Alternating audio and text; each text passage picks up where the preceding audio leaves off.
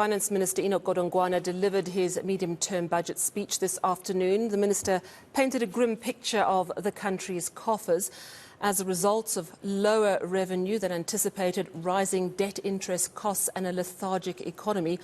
Godongwana has stated that tax increases are quite likely in the upcoming fiscal year. Well, for more on this, I'm joined now by eNCA's Heidi Giokos and Rofhiwa Madzena. A good evening to both of you. So, Heidi, you've taken a clip from Enoch Godongwana's speech and you thought that was most powerful. Just tell us a little bit more about it before we play it.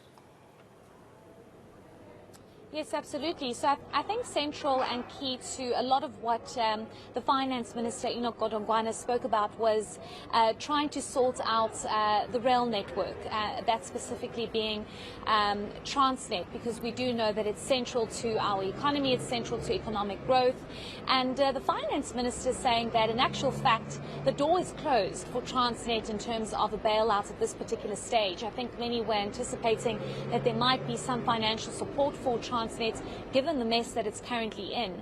But because of Transnet's debts, it's going to be very difficult for them to persuade National Treasury as to why they should be receiving any sort of bailout. They first need to sort their house out before government can consider anything of that sort. What's also key and central here is that National Treasury has decided to change its conditions for Eskom when it comes to that debt relief package. Previously, it was non-interest bearing, and now that one condition has changed to interest bearing, which basically means it's going to be a lot tougher for Eskom to pay off that debt, but also there's going to be interest on that. And part of the reason why this is probably happening is because National Treasury is trying to prove a point to say you cannot just come knocking on our door, you cannot just have access to government's purse without there being certain conditions. They've obviously learned some really hard lessons in terms of previous state-owned entities just getting bailouts after bailouts. Our debt to GDP ratio is very worrying. The Finance Minister, however, doesn't believe or seem to think that we are running out of money. He says that nothing keeps him up at night, and he's trying his very best to have a balancing act here, despite the fact that the numbers, Sally, are really showing a very different picture. Let's listen to what the Finance Minister had to say about all of this. I'm as a bit as I was in February. I don't get scared fairly easily. You know, if you look what we're saying part of the challenge we're facing is a growth challenge. And how are we responding to that growth challenge? I outlined that. If we can sort out three things, electricity, logistics, crime, I'll take care of the rest. Are we running out of money? No. Have we run out of money? If we run out of money, government don't run out of money. I tax you guys. If I run out of money, I increase taxes. What a big deal. Speaking of which, are you going to increase taxes in Feb? No, you guys are in trouble, so I don't want to be increasing taxes just for the sake of doing it. I'm trying to find ways of funding the money. So he didn't say yes and he didn't say no on tax increases in February, but it's a really interesting conversation you had there, Heidi, because quite different to what we've heard him say in recent months, where he said quite clearly, we're running out of money. And now he's saying, no, we're okay, we're getting there. Is it because the picture has improved somewhat? What's actually at play here, and what specifically is the opposition saying? Because they often will cut through political spin. Yes, absolutely, Sally. I mean, just looking at the finance, the budget speech, and also just sitting in lockup. Lockup is when the media have access to the speech and all the documentation before the speech is delivered.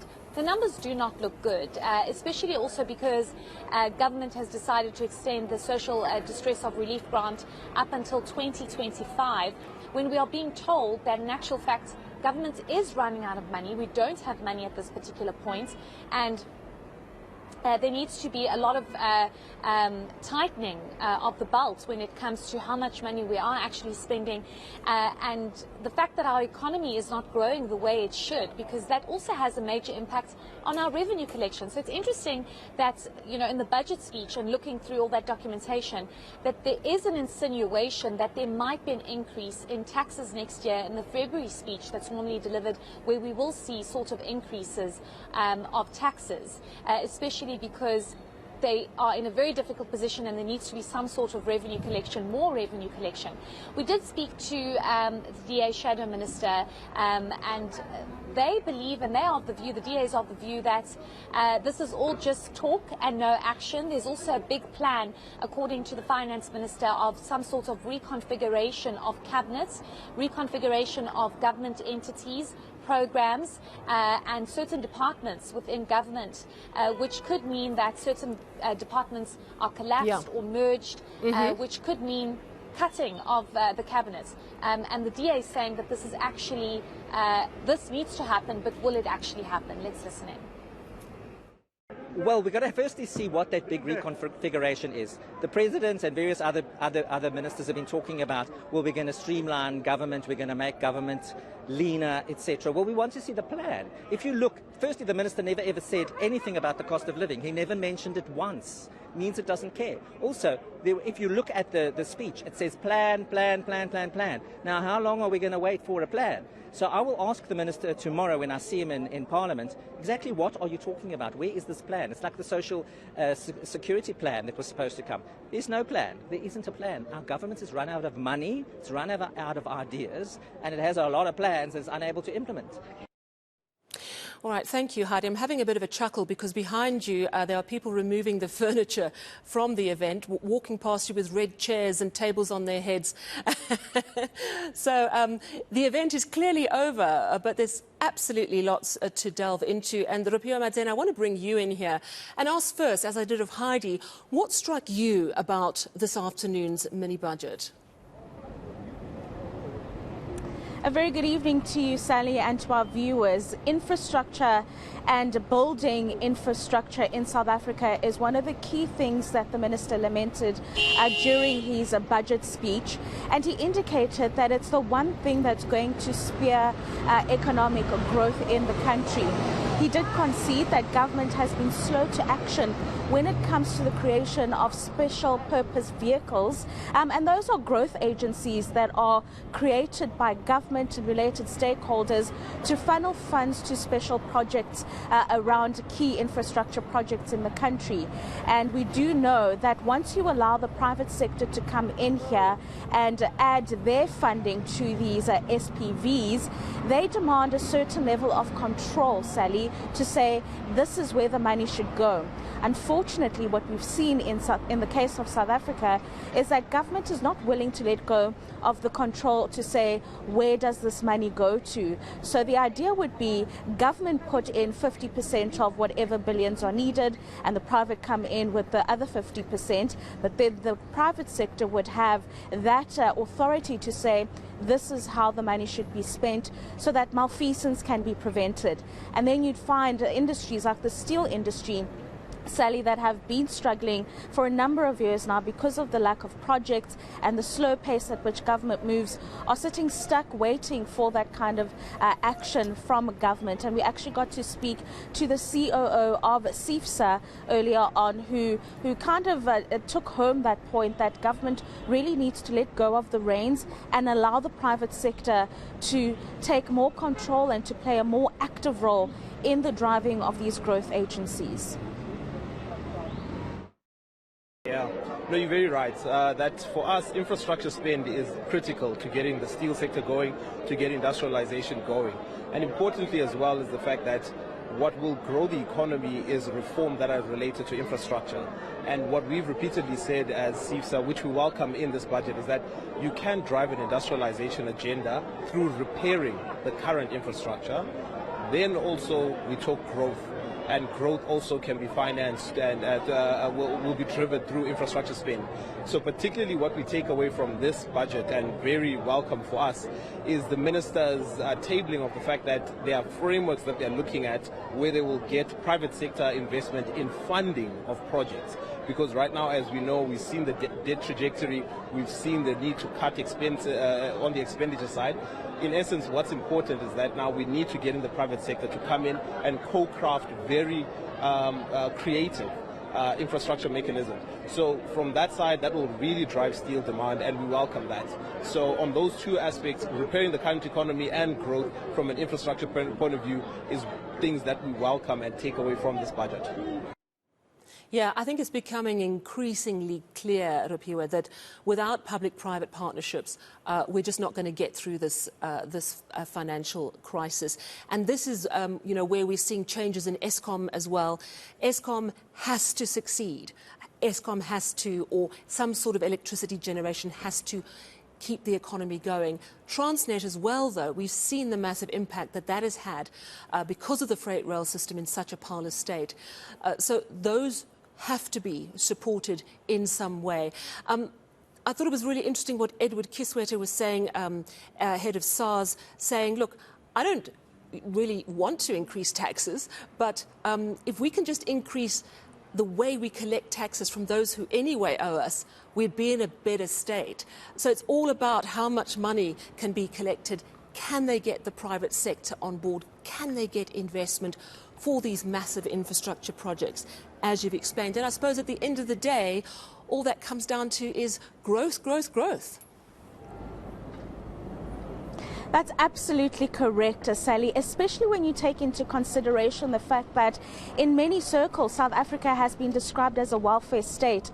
The bulk of our budget goes to supporting the most vulnerable in the country. And so if we are to afford continuing with the 350 Rand grant, for example, or introducing a basic income grant that increases above inflation for the most needy communities across the country, you're going to need your Escoms, you're going to need your Transnets working and contributing to revenue collection, because that's what Edward Kiswete also highlighted, that if we had functioning parastatals in Eskom, Transnet and others, Denal included there, you would have enough revenue collected to make sure that you are contributing to infrastructure projects, but also that you are giving the welfare that's needed by many communities, particularly now with the current cost of living crisis that we find ourselves as South Africa in.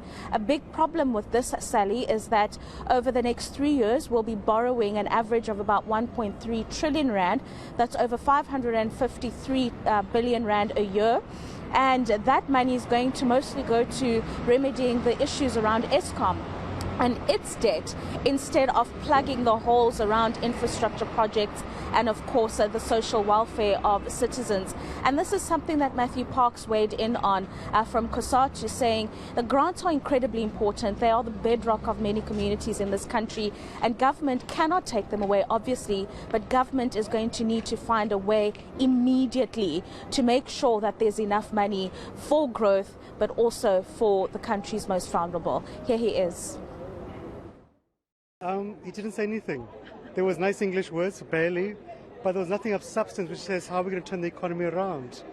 So we have a load-shedding crisis. So what additional support are we giving to Eskom? There was nothing there. Okay, there was a debt relief, to be fair. That's a positive thing, but that was already there. But on the issue of Transnet, there was a promise that we'll come back to you with some information. And Transnet right now is one which is putting the state into a crisis. The fact that Transnet today is transporting less goods than in 1994 shows what a crisis we're in. The expenditure crisis is directly linked to a fall in company tax, which is directly because of Transnet suffocating the mining industry. So unless we fix Transnet, the mining industry is going to bleed, manufacturing, agriculture are going to bleed. So for us, we had hoped to see some sort of interventions to fix Transnet, to fix PRASA, the other SOEs. The state of local government is very worrying. We don't see much around rebuilding local government.